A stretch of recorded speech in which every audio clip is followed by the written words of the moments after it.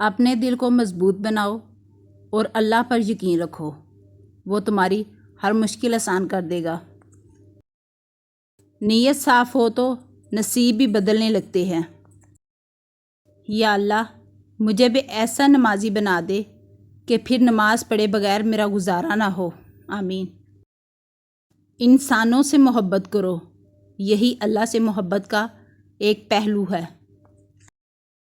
جب اللہ تعالیٰ کسی بندے سے محبت فرماتے ہیں تو اسے نرم مزاج بنا دیتے ہیں۔ اللہ تعالیٰ سے جب بھی مانگو بھروسے کے ساتھ مانگو، کیونکہ وہ تب بھی دیتا ہے جب تم نہیں مانگتے۔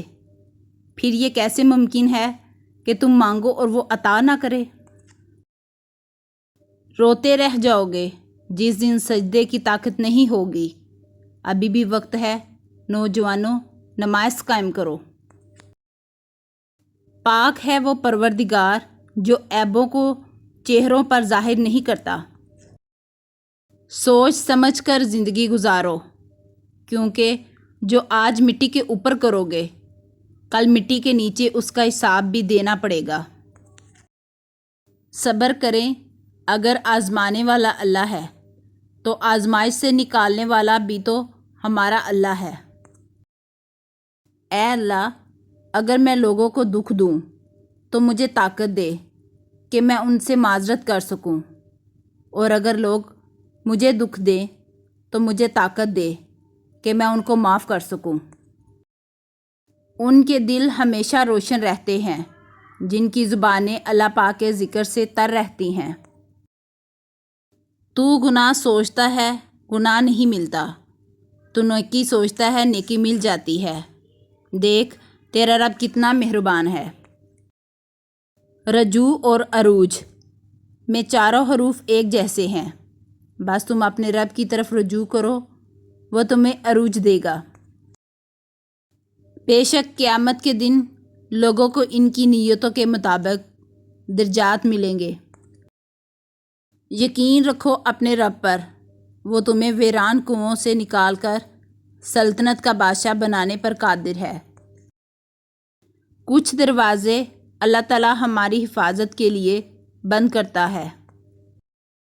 محبت کبھی خاص لوگوں سے نہیں ہوتی، جن سے ہوتی ہے وہی خاص بن جاتے ہیں۔ اللہ کے ساتھ زندگی زیادہ خوبصورت ہوتی ہے۔ اے اللہ، مجھے قدم قدم پر تیری رضا کی تلاش ہے۔ اللہ تعالیٰ قرآن مجید میں ارشاد فرماتا ہے کہ دنیا کے سہارے مکڑی کے جالے سے بھی زیادہ نازک اور کمزور ہیں۔ کتنے لوگ ایسے ہیں جو زمین پر مشہور ہیں مگر آسمان پر گمنام ہیں، اور کتنے ایسے ہیں جو زمین پر گمنام ہیں مگر آسمان پر مشہور ہیں۔ بے شک عزت تقویٰ سے ہے، طاقت سے نہیں۔ جو لوگ اللہ پر یقین رکھتے ہیں ان کے نزدیک اللہ سے بہتر فیصلہ کرنے والا کوئی نہیں۔ جان لو کہ اللہ ہی کے ذکر سے دلوں کو اطمینان نصیب ہوتا ہے۔ اذان کا انتظار کرنا کسی کا انتظار کرنے سے لاکھ درجے بہتر ہے۔ جب آپ کے ساتھ کوئی برا کرے یا آپ کے لیے برا سوچے تو اسے اپنے عمل میں مصروف رہنے دیں۔ آپ کو یقین ہونا چاہیے کہ آپ کے رب کو نہ نیند آتی ہے نہ اونگ۔